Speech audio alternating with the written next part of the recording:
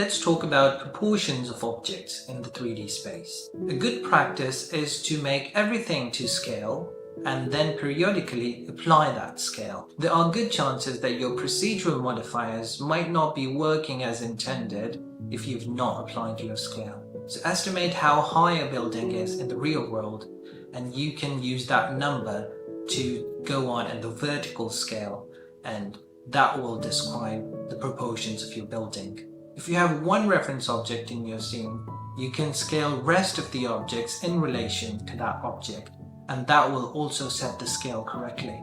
What I like to do to maintain my scale is that I have my friend Harry in my starter file, who's actually my real life best friend. So Harry is the height of an average human, which is 1.8 meters. So if you have a humanoid reference, you can easily build your scale around that reference, since our brains are very well tuned to relate and correlate things according to the human scale. So you won't have to check and Google the size of everything before you put them in 3D space. These proportions are especially important when doing simulations, as the scale of the object influences the physical interaction and behavior of one object with another. For example, a stone splash in a puddle is going to be fundamentally different than the same stone if thrown in the ocean.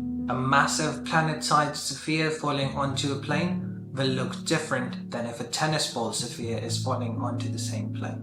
One instance in which you can break this rule of proportionality is when doing simulations which involve really tiny objects. This is because simulations tend to break down at really small scales, and they start to give weird artifacts, and they tend to be stable when they're done at a larger scale. So if your simulations are behaving weird, provided you've set up everything else correctly, you can increase the scale of the interacting bodies and apply the scale obviously, and then run the simulation. You can then adjust the focal length and the camera distance to achieve the same look. Or you can bake the sim and then resize it smaller in order to achieve the same look. So either way that works. In the previous version of the scene provided, the trees were a bit smaller and they looked off proportion in accordance with the surroundings.